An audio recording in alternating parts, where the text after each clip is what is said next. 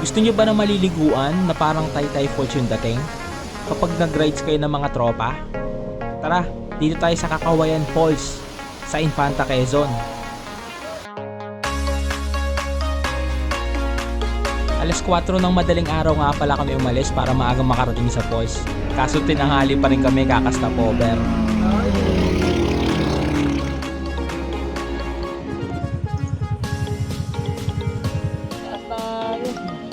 At bigla nang umulan nung pagdating namin doon sa may arko ng Infanta. Hindi rin namin nakalain na uulan eh. Pero tinuloy pa rin namin kahit basang-basa na kami. Ito na ang Kakawayan Falls, medyo maulan. Ayan, may parking. Oh, 70. Ayan, 70 isang motor.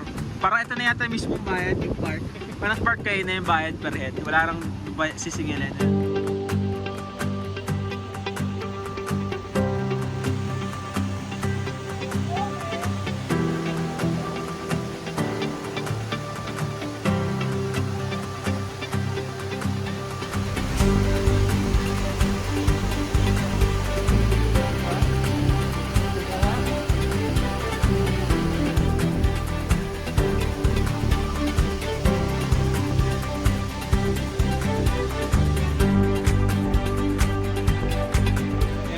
May mga cottage.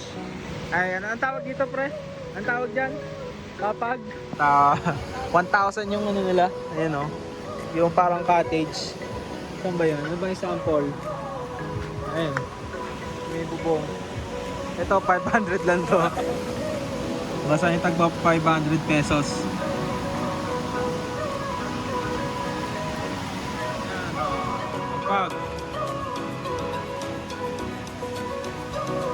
500 din siguro, no? Problema pag umuulan, tagos. Ha? Parang pares lang ata. 500 din to. Tapos yung papag, 500 din.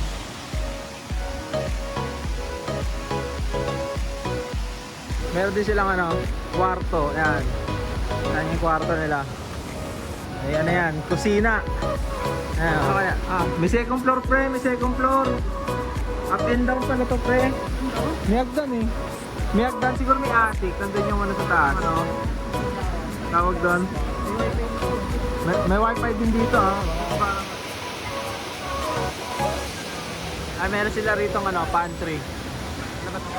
Hindi rin, may free wifi dyan. 10 piso. Patap silog 120.